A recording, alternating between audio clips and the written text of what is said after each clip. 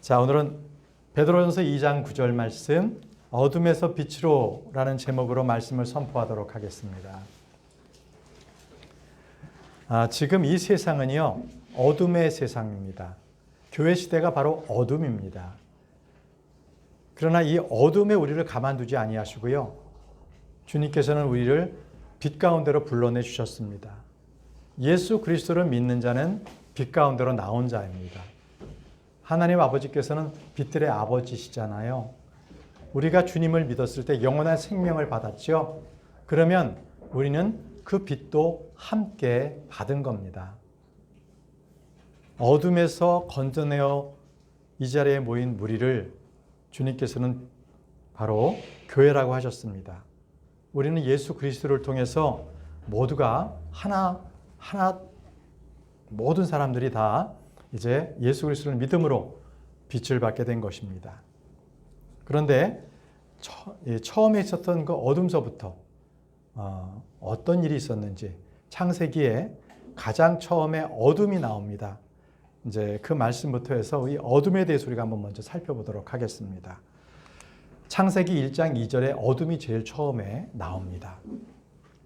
그런데 그 땅은 형태가 없고 공허하였으며 어둠이 깊음의 표면 위에 있었더라. 그리고 하나님의 영께서 물들의 표면 위에 움직이셨더라. 이 구절을 보게 되면 누구나 참 의아하게 생각하는 구절이에요.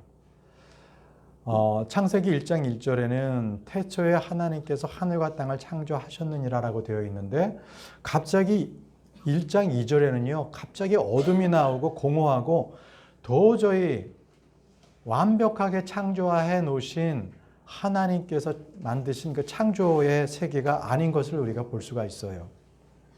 네, 이것은 심판받아서 멸망한 바로 우주의 우주에 있는 모습입니다. 그리고 나서 1장 3절부터는요, 다시 재창조가 시작되는 거죠. 그래서 이 완전하신 하나님께서 처음부터 공허하고 어둠이 있는 하늘과 땅을 만들지 않으셨다는 거예요. 처음에 만든 하늘과 땅은 완벽하셨거든요. 그래서 창세기 1장 2절이 심판을 받았다라는 것은 예레미야에서도 나오고요. 여러 구절을 통해서 심판받은 이후에 어떻게 그 땅들이 어두워졌게 됐는지가 그렇게 여러 구절들에서 그렇게 서로 설명을 하고 있습니다. 자, 오늘은 어둠에 대해서 말씀을 드리니까 그 부분에 대해서는 말씀은 나중에 드리고요. 이제 창세기 1장 3절부터는 이 어두웠던 이 공허함 속에 있었던 이 세상이 재창조가 됩니다. 그래서 그때부터 시간의 개념이 도입이 돼요. 창세기 1장 3절부터는요. 계속 그리고 그러니까 창세기 1장 1절부터 계속 그리고라고 해서 엔드가 돼서 계속 연결이 되거든요. 그것은 계속 그 시간이 계속 이어졌다는 거예요. 그러니까 완전히 창조되었고 그 다음에 심판받았고 창세기 1장 3절부터는 그 다음부터 지금에 있는 6일 창조가 시작이 되었다. 이렇게 말씀을 하고 있는 겁니다. 그때부터 창세기 1장 3절부터 지금에 있는 우리가 아침과 저녁이 되잖아요. 지금 그런 것처럼 24시간 체계가 그때부터 시작이 된 겁니다. 근데 이 어둠이라는 것은요, 기억해 놓으실 게 사망, 심판, 이 두 가지하고 연관됩니다. 어둠이라는 것, 사망, 심판이다. 주님께서는 사악한 자들의 심판을 받아서 그들이 어둠 속에서 말이 없을 것이라고 말씀하셨어요. 사무엘상 2장 9절에요. 그분께서 그분의 성도들의 발을 지키실 것이니 사악한 자들은 어둠 속에서 말이 없으리라. 이는 힘으로는 그분을 제압할 사람이 전혀 없을 것이기 때문이라. 사악한 자들이 어둠 속에서 말이 없다라는 것은 그들이 심판받았기 때문에 그렇습니다. 욥기에도 보게 되면요. 욥기 10장 21절에서 22절에 어둠의 지역은 사망의 그림자의 지역이라고 말씀하고 계세요. 제가 돌아오지 못할 곳, 바로 어둠의 지역이자 사망의 그림자의 지역으로 제가 가기 전에 그리하옵소서. 어둠의 지역은 어둠 그 자체와 같나이다.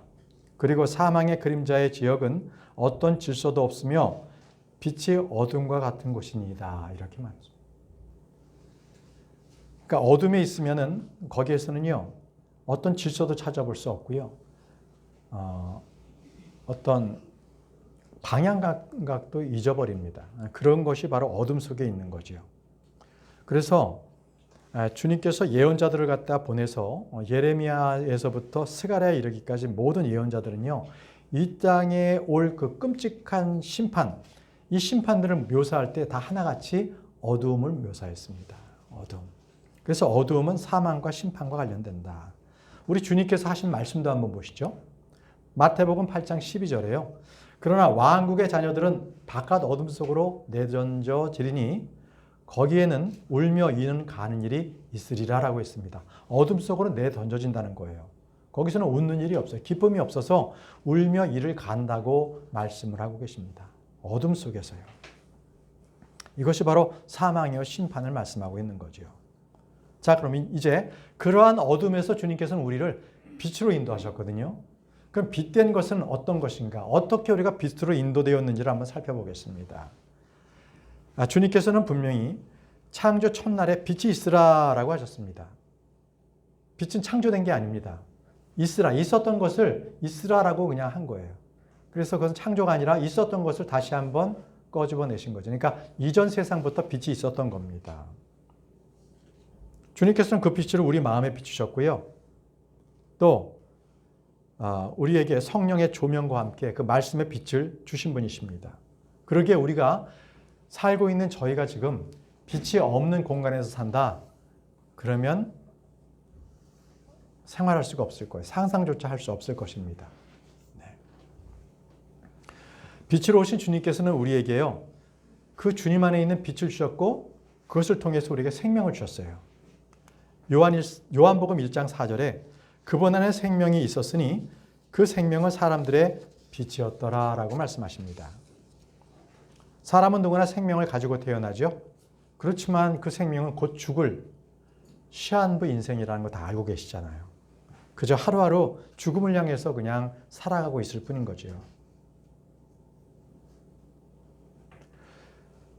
그렇지만 주님께서 말씀하시는 그 생명, 주님 안에 있는 생명은 영원한 생명을 말합니다. 요한복음 5장 24절에요. 진실로 진실로 내가 너에게 말하노니 나의 말을 듣고 나를 보내신 분을 믿는 자는 영원한 생명이 있으며 정죄에 들어가지 아니하고 오히려 사망에서 생명으로 옮겨지느니라 라고 말씀하셨습니다. 그분 안에 있는 그 생명은요, 죽음을 이기시고 부활하신 그 부활의 생명을 말합니다. 그러니까 영존하는 생명을 말씀하고 있는 겁니다. 그래서 이 주님 안에 있는 그 생명은 우리에게 빛이 되는 거죠. 그 주님의 생명이 우리 안에 들어올 때 우리는 바로 빛을 얻게 됩니다. 우리가 구원을 얻었다, 그럼 빛을 얻게 되는 겁니다. 그래서 주님께서는 우리에게 사람들의 빛이 되라고 하십니다. 너희가 앞으로 빛이 되라 이게 아니라 이제 빛이었다. 너는 빛이라는 거예요. 그렇기 때문에 빛은 높은 곳에 올려놓고 많은 사람들에게, 마을에 그렇게 빛이라고 말씀하고 있으십니다. 우리가 알듯이 하나님은 빛이세요. 요한일서 1장 5절에 그런즉 우리가 그분에 관하여 듣고 너희에게 선언하는 전언은 이것이니 곧 하나님께서는 빛이시요. 하나님께서는 빛이시요. 그분 안에는 어둠이 전혀 없다는 것이라. 네. 빛이신 하나님께서 우리에게 그 빛을 주시고 우리에게 생명을 주셨습니다. 나중에 천년왕국 때 새 예루살렘에서는요, 우리 주님께서 계시기 때문에 거기에는 해와 달이 필요 없어요. 주님께서 빛이시기 때문에 그 어떤 빛의 발광체가 필요 없는 것입니다.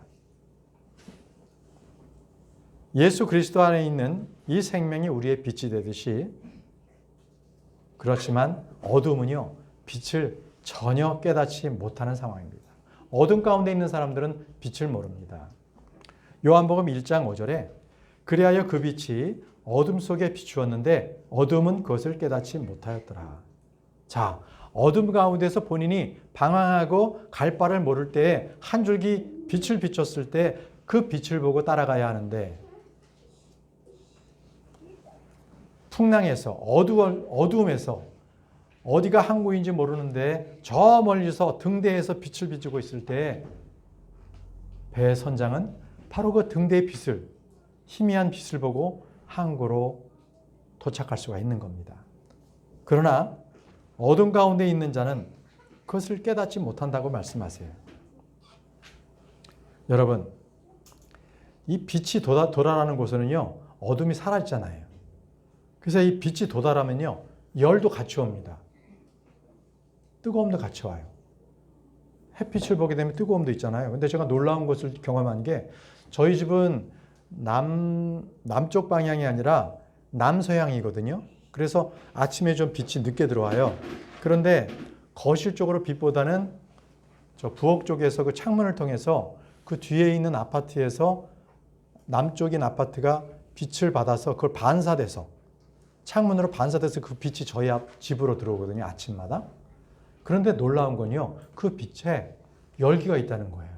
반사돼서 오는데도 열이 들어오더라고요. 놀라운 겁니다. 빛에는 열이 따라간다.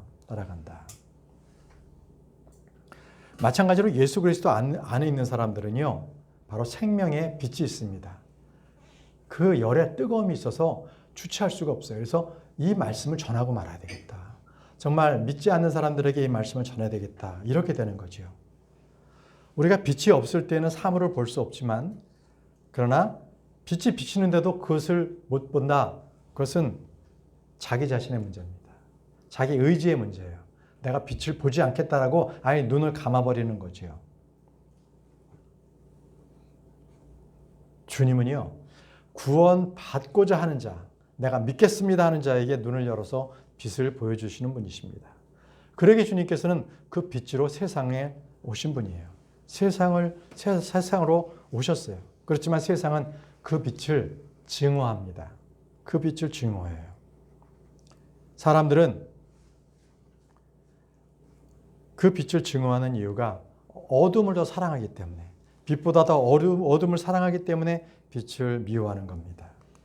요한복음 3장 19절에 그런즉 이것이 정죄의 근거니 곧 빛이 세상 속으로 왔으나 사람들이 그들의 행실이 악함으로 빛보다는 도리어 어둠을 사랑한 것이라. 예. 결국은 자신의 행위가 밝게 빛 안에서 드러나는 것에 대해서 자기는 그걸 싫어하는 거예요. 도리어 이걸 통해서 하나님께서 밝은 데에 드러나는 자기의 그 치부가 드러나는 것이 두려워서 하나님의 그 책망받는 것이 두려워서 빛 가운데 나오기를 싫어하는 것. 바로 그겁니다. 복음을 전하면 나중에 믿을게요. 이건 뭐예요? 아직 자기는 어둠에 있기가 좋은 거예요.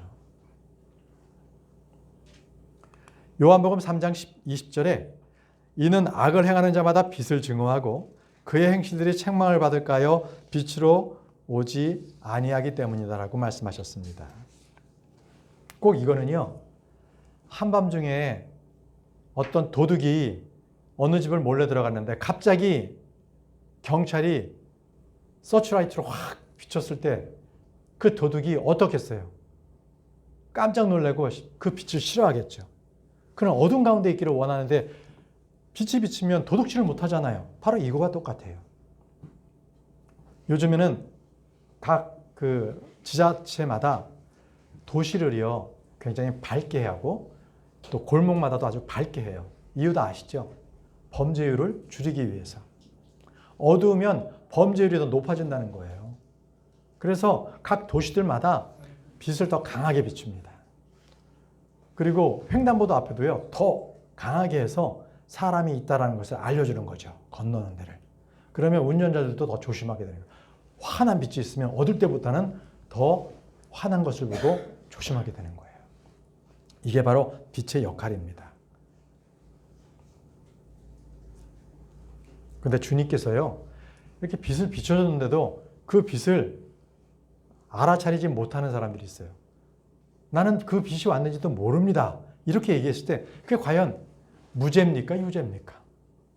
주님께서 분명히 빛을 보내주셨는데 나는 빛을 보지 못했는데 나보고 어떻게 하라는 거예요? 이렇게 한다면 주님께서는 그 말씀을 미리 레위기에서 말씀하셨어요.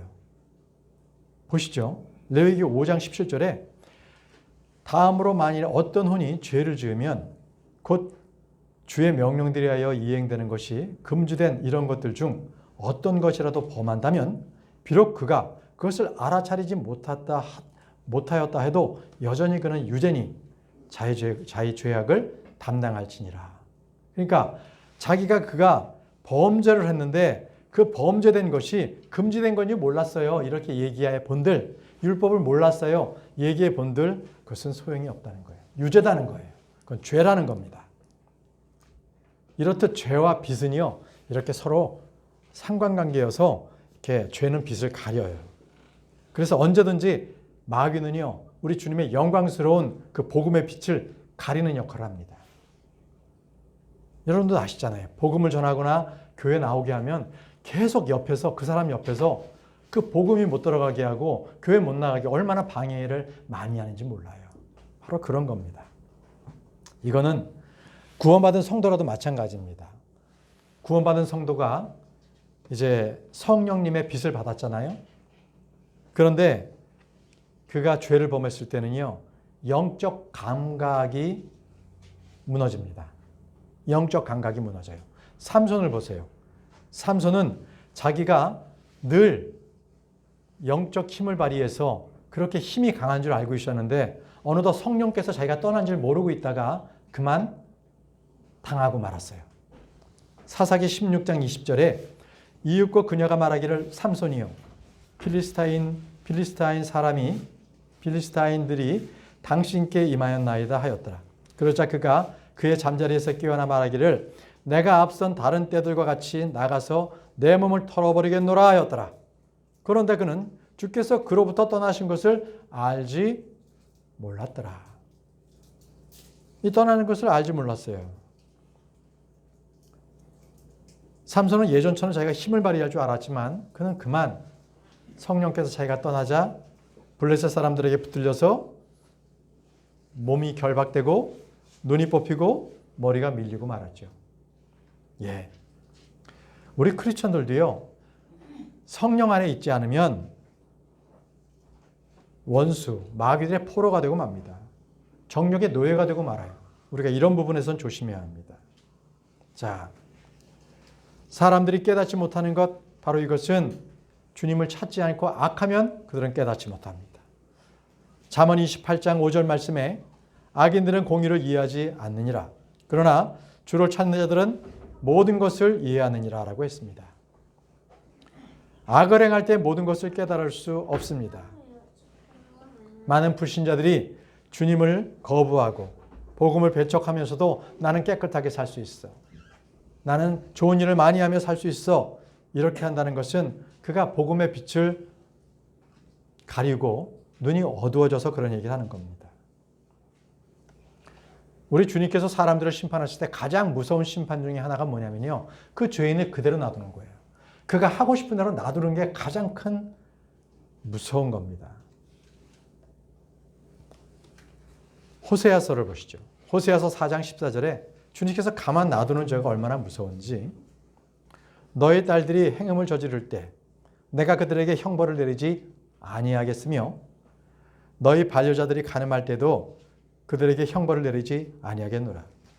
이는 그들 스스로가 매춘부들과 함께 구별되었고 그들이 창녀들과 함께 희생제물을 바치기 때문이라. 그러므로 이해하지 아니하는 백성은 쓰러지리라. 아예 주님께서는 그들의 형벌, 그들의 간음 그냥 그대로 두겠다고 말씀합니다. 아예 그래서 완전히 그 죄가 찰 때까지, 더 주님의 진노가 찰 때까지 그들을 기다리고 계시는 거예요. 주님께서는 결국 그들에게 마음을 닫아버리십니다. 이사야 44장 18절에 그들이 알지도 이해하지도 못하였도다. 이는 그가 그들이 볼 수 없도록 그들의 눈을 감기게 했으며 그들이 이해하지 못하도록 그들의 마음을 닫았기 때문이라. 결국은 자기 자신이 자기의 마음을 닫았기 때문에 주님께서는 가장 무서운 저주, 바로 그가 죄를 범하는 그 자체를 그대로 두고 그냥 내버려 두신다는 거예요. 더 큰 하나님의 진노가 임하게 되는 거죠. 자, 이제 주님께서 우리에게 이제 빛을 주셨고 빛으로 살려고 하셨는데 이제부터는 우리가 주님께서 왜 우리에게 빛을 주셨나, 그리고 어둠에서 빛으로 불러내신 그 이유 몇 가지를 살펴보고자 합니다. 자, 먼저 하나님께서는 우리 마음에 빛을 비추셔서 하나님의 영광을 알게 하시려고 우리에게 빛을 주셨습니다. 하나님의 영광을 알게 하시려고. 고린도후서 4장 6절에 이는 빛으로 하여금 어둠으로부터 나와 비추라고 명령하신 하나님께서 예수 그리스도의 얼굴에 있는 하나님의 영광을 아는 빛을 주시고자 우리의 마음속을 비추셨기 때문이라. 하나님의 영광을 알게 하려고 빛을 우리에게 비추신 겁니다. 우리는 주님으로부터 그 받은 빛이 있다면 어떠한 일이 있더라도 우리는 낙심하지 않습니다. 우리 주님께서는 빛을 만드신 분이시지 않습니까? 주님께서는 창세기 1장 3절에 이렇게 말씀하셨습니다. 빛이 있으라. 그러자 빛이 있었더라고 했습니다. 주님께서는 빛을 있으라고 말씀하셨죠. 근데 이 창세기 1장 3절을 그대로 사도 바울이 인용해서 말씀을 우리에게 영적으로 제시한 그런 말씀이 있습니다. 바로 예수 그리스도는 빛을 만드신 분이요 그 빛을 주시는 분이시다라는 것인데요. 그것은 바로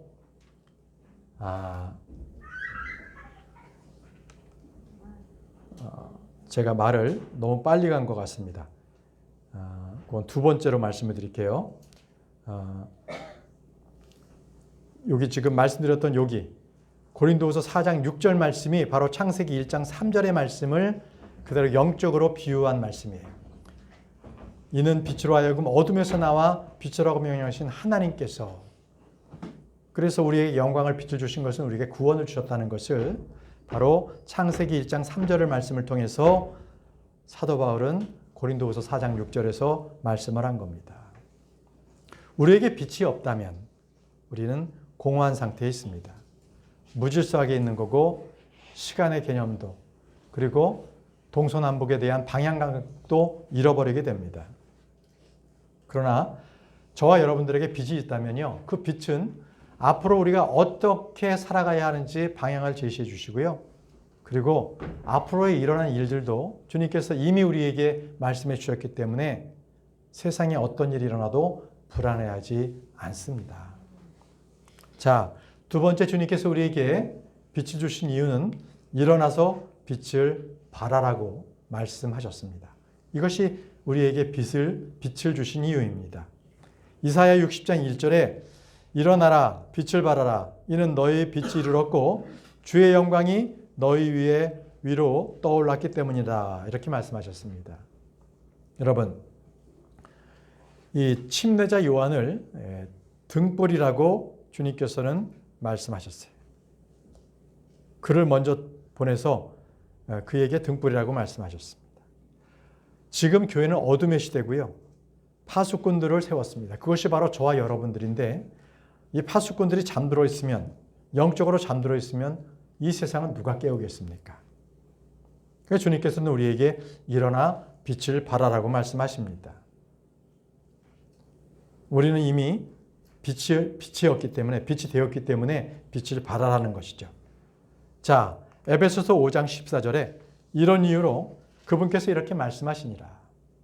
너 잠든 자여 깨어나라. 그리고 죽은 자들로부터 일어나라. 그리하면 그리스도께서 너에게 빛을 주시리라. 여러분, 영적 부흥이다라는 것은 우리 가운데에서 하나님의 빛이 강력하게 내뿜는 거예요. 그것은 말씀의 능력으로 그 말씀이 계속적으로 사람들에게 전파돼야 되는 겁니다. 그것이 빛입니다. 우리는 주님으로부터 받은 빛을 그대로 빛을 반사돼서 내보내는 겁니다. 예. 광야에서는요, 주님께서 이스라엘 백성들에게 불기둥을 통해서 빛을 주셨습니다. 성전에서는요, 7개의 그 촛대를 통해서 주님께서 불을 밝히셔서 빛을 주셨죠. 출애굽기 25장 35절에 그리고 너는 등잔대의 7 등잔대를 만들지니라. 그리고 그들이 등잔대의 등잔대를 밝히어 그들로 하여금 그것의 맞은편에 빛을 줄 수 있게 할지니라 라고 했습니다. 저와 여러분들이 이 세상의 이 길을, 순례길을 갈 때 우리가 빛으로서 성령님의 전이지 않습니까? 그래서 우리 안에 바로 그 등장불로서 그 빛을 비춰야 합니다. 왜냐하면 우리가 성령님의 전인데 주님은 어둠 가운데 거하지 않으시잖아요. 그럼 우리는 빛을 밝히 비춰야만 합니다.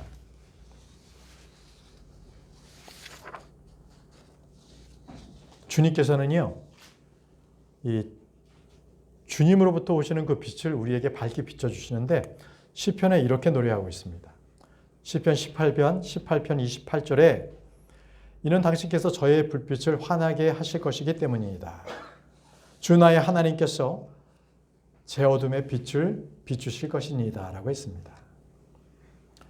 자, 성도들을 빛으로 삼으신 우리 주님께서는요, 이 궁창에 저 우주의 그 별들처럼 우리를 찬란하게 그렇게 빛을 내게 하십니다. 그렇기 때문에 저와 여러분들은요, 그 빛을 말씀대로 비추시면 됩니다. 일어나 빛을 발하시기 바랍니다. 자, 세 번째는요, 우리에게 빛을 주신 이유는 하나님의 말씀을 구하게 하기 위해서 우리에게 빛을 주셨어요. 하나님의 말씀을 구하기 위해서. 이사야 8장 20절에 율법에 그리고 증언에 구할지어다. 자, 여러분, 율법에 그리고 증언에 구할지어다라고 말씀하셨습니다. 만일 그들이 이 말씀에 따라 말하지 아니한다면 그것은 그들 안에 빛이 전혀 없는 까닭이라. 빛이 있는 자들이 하나님의 말씀을 구합니다. 여기서 율법과 그리고 증언에 구한다는 것은 바로 말씀을 구한다는 겁니다. 하나님의 말씀이 빛이요 등불입니다.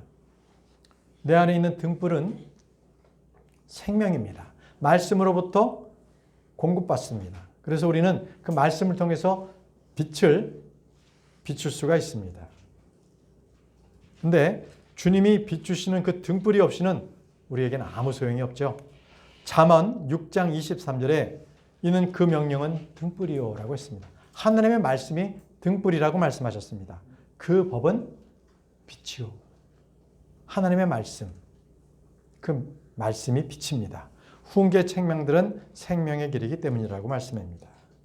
그래서 여러분, 우리 주님께서는 어느 시대나 꼭 한 사람씩을 세우세요. 그리고 그 세 사람을요, 빛으로 세우셨습니다. 성경에는요, 침례자 요한을 그 시대를 비추는 빛으로 세우셨습니다. 요한복음 5장 35절에 그는 타오르는 빛이자 발산하는 빛이었느니라. 누가요? 침례자 요한이 빛이었다고 말씀하세요. 그런즉 너희는 한동안 그 빛을 크게 기뻐하기를 원하였느니라.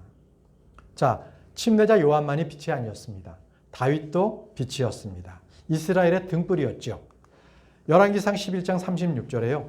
그리고 그의 아들에게는 내가 한 지파를 줄 것이니 내가 나의 이름을 거기에 두고 나를 위하여 선택한 아들에게는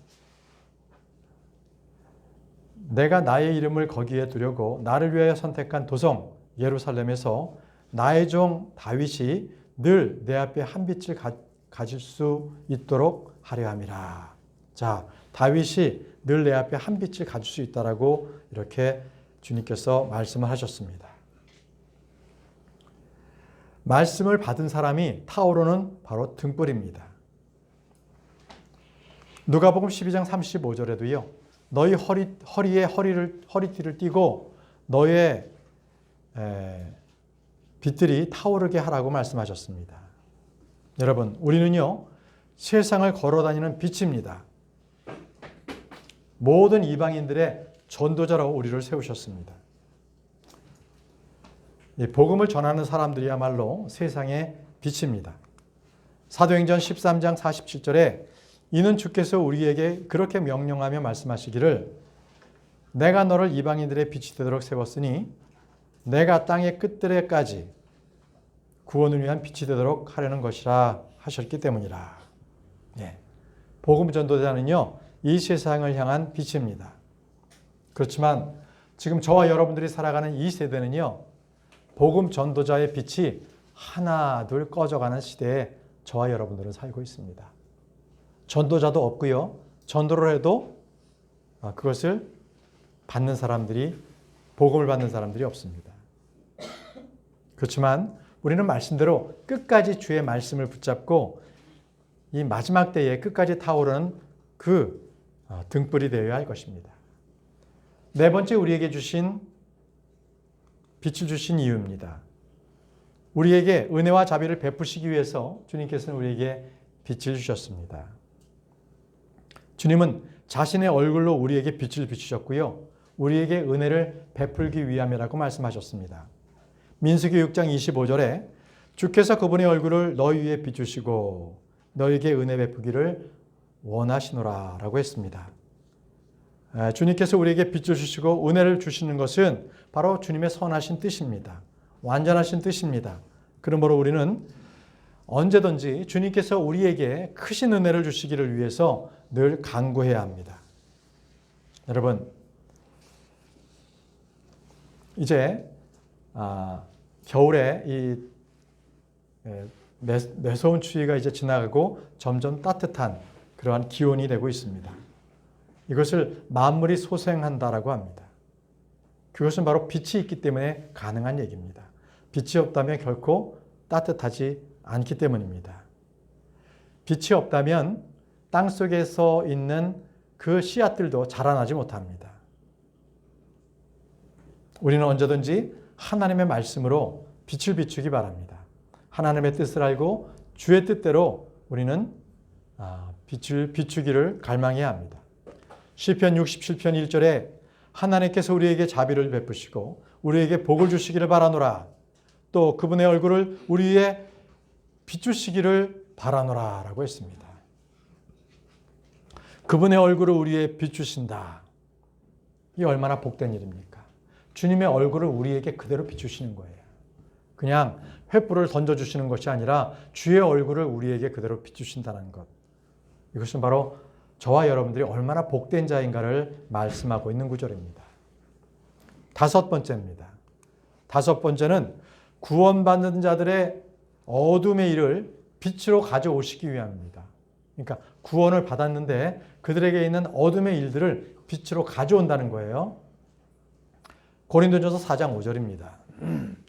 그러므로 그때가 되기 전 곧 주께서 오실 때까지는 아무것도 판단하지 말라. 그분께서는 어둠에 감춰진 일들을 빛으로 가져오시기도 하실 것이며 마음들 속의 의도들을 명백하게 나타내기도 하실 것이라. 그런 다음에야 비로소 모든 사람이 저마다 하나님께로부터 칭찬을 받을 것이라. 자, 여기서 어둠에 감춰진 일들을 빛으로 가져오시기도 하실 것이다 라고 말씀했죠. 이것은 바로 믿는 자들의 그리스도의 심판석을 말하고 있습니다. 그리스도의 심판석. 그래서 이 끝절에도 그렇게 말씀하시죠. 그런 다음에야 비로소 모든 사람이 저마다 하나님께로부터 칭찬을 받는다고요. 그리스도의 심판석에 우리가 어둠의 모든 일들도 빛으로 드러나게 됩니다. 고린도후서 5장 10절에 이는 우리 모두가 반드시 그리스도의 심판석 앞에 나타나야만 하기 때문이라. 이는 선이든 악이든 각자 자신이 행한 것에 따라 자기 몸 안에서 이루어진 것들을 받게 하려 함이라. 여러분, 우리가 구원을 받고 끝나는 게 아닙니다. 중요한 것은 구원받고 난 뒤에는 이제 시작이에요. 시작하는 겁니다. 그리고 나서 그리스도의 심판석에서는 구원받고 난 이후에 어떻게 행하느냐를 그 행위들을 심판받는데 그 행위는요 5가지로 심판을 받습니다. 5가지 중에서는 예수 그리스도를 잘 섬겼느냐, 예수 그리스도를 섬긴 것에 대해서, 그리고 예수 그리스도를 위해서 고난을 받았느냐, 고난받은 것에 대해서, 그리고 내가 예수 그리스도를 사랑했느냐, 사랑한 것에 대해서 심판받고요. 그리고 정결하게 살았느냐, 정결하게 살았느냐, 마지막으로 예수 그리스도를 부인하지 않았냐. 이 5가지로 일단 상급을 받습니다. 그래서 우리는 각자가 예수 그리스도 앞에 섰을 때 자신의 입으로 자신의 행한 일에 대해서 직접 회개보고를 하게 되어 있습니다. 직접. 그래서 로마서 14장 10절에서 12절에 이렇게 말씀하십니다. 그러나 어찌하여 너는 너의 형제를 판단하느냐? 아니면 어찌하여 너는 너의 형제를 무가치하게 여기느냐? 이는 우리 모두가 그리스도의 심판석 앞에 설 것이기 때문이라. 이는 기록되기를 주가 말하노라. 내가 살아있으므로 맹세하노니 모든 무릎마다 나에게 절할 것이요 모든 혀마다 하나님께 자백하리라 하였기 때문이라. 모든 입, 모든 혀가 주님 앞에 자백합니다. 그런즉 우리 각자가 하나님께 자기 자신에 관하여 회개보고를 해야 하리라. 여러분 각자입니다. 누구는 예외되는 사람이 없습니다. 누구든지 하나님 앞에 자기 스스로 자기 혀를 통하여서 회개보고를 해야 합니다. 그것이 우리에게 빛으로 오게 하신 이유입니다. 잘 행하라는 겁니다. 6번째입니다. 주님을 찬양하기 위해서 주님께서는 우리에게 빛을 주셨습니다. 베드로전서 2장 9절에 그러나 너희는 선택받은 세대요 왕가의 제사장이요 거룩한 민족이요 특별한 백성이로다. 이는 너희를 어둠에서 불러내어 자신의 놀라운 빛으로 들어가게 하신 분에 대한 찬송을 너희로 하여금 내보이게 하려 함이라. 주님께서 우리에게 특별한 백성이 되게 하신 것은 두 가지로 나옵니다. 디도서 2장 14절에는요. 우리가 열심을 내게 하는 백성이라고 하셨고 오늘 읽은 말씀처럼 하나님을 예수 그리스도에 대한 찬양을 우리가 전하게 하려고 우리에게 주님께서 특별한 백성이 되게 하셨다고 말씀을 하십니다. 여러분, 주님께서는 우리를 어둠에서 불러내서 빛으로 인도하셨습니다. 우리는 빛 가운데서 하나님을 찬양하십시오. 찬양해야 합니다. 그리고 세상에 주님을 전하시기 바랍니다. 자, 7번째입니다. 7번째는요. 빛을 비춰주셨으면 바로 그가 빛의 자녀로서 살아가게 하려고 주님께서는 우리에게 빛을 비춰주셨습니다. 에베소서 5장 8절입니다. 이는 너희가 예전에는 어둠이었으나 이제는 너희가 주 안에서 빛이기 때문이라. 빛의 자녀로서 살아가라. 빛의 자녀로서 살아가라고 주님 말씀하고 계십니다. 우리가 예수 그리스도를 믿기 전에 우리는 어둠 가운데 있었습니다. 한 치 앞도 내다볼 수 없는 그러한 인생을 살았습니다. 내가 왜 존재해야 되는지 그것도 모르고 살았습니다. 그러나 지금은 다릅니다. 우리는 주님께서 어떻게 살아야 할지, 주님의 기쁨을 위해서 살아야 할지, 어떻게 살아야 할지를 주님께서 말씀하셨고, 그리고 우리 인생에 있어서 무엇이 가장 가치 있는지를 주님께서 말씀해 주셨습니다. 그리고 우리는요, 이제는 예수 그리스도를 푯대를 삼아서 그 푯대를 향해서 우리는 살아가야 합니다. 우리는 그 길로서 우리는 살아가야 합니다. 이것이 바로 빛의 자녀들의 모습입니다. 구원받은 저와 여러분들은 이제는 어둠 속을 다니지 아니하고 생명의 빛으로 그 길을 걷는 자들입니다. 요한복음 8장 12절에 그때 예수님께서 다시 그들에게 일러 말씀하시기를 나는 세상의 빛이라. 나를 따르는 자는 어둠 가운데 살지 아니할 것이요 오히려 생명의 빛을 소유하리라 하셨느니라. 주님을 믿는 자에게는 이미 주님께서 빛의 자녀라고 말씀하셨습니다. 그 자녀들에게 그 빛을 빛이라고 말씀하셨습니다. 마태복음 5장 14절에 너희는 세상의 빛이라. 언덕 위에 세워진 도시가 숨겨질 수 없느니라 라고 말씀하셨습니다. 예수 그리스도께서 세상의 빛이시고 생명의 빛이시죠. 그러면 그분을 누구든지 마음속에 받아들인 자는 그 역시 빛입니다. 그가 빛의 자녀입니다. 주님께서는 어둠의 사람들에게 빛이 되는 방법을 주님께서 말씀하셨습니다. 그게 무엇이겠습니까? 바로 빛이신 예수 그리스도를 믿는 것입니다. 요한복음 12장